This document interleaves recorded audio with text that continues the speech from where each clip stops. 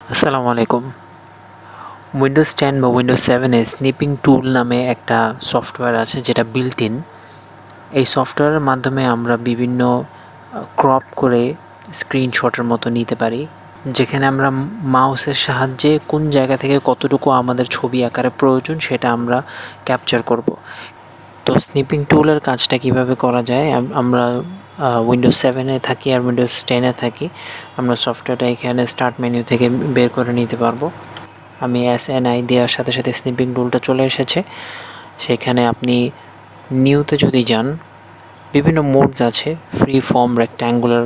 Free form দিলে আপনি বিভিন্ন আকারে ক্যাপচারটা নিতে পারবেন, কিন্তু সাধারণত আমরা রেক্ট্যাঙ্গুলার ফর্মেই যাই।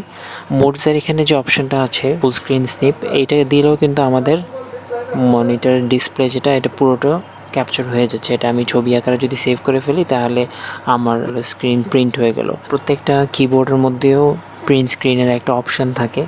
সে অপশানটাতে যাইতে হলে আমাদের একটা শর্টকাট ফলো করতে হয়।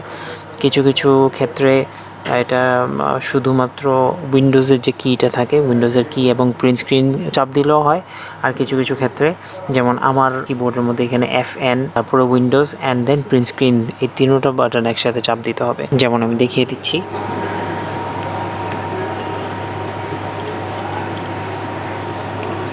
তো এই ছিল আজকের সিম্পল হ্যাক। পরবর্তী ভিডিওর অপেক্ষায়। আসসালামু আলাইকুম রহমতুল্লাহ।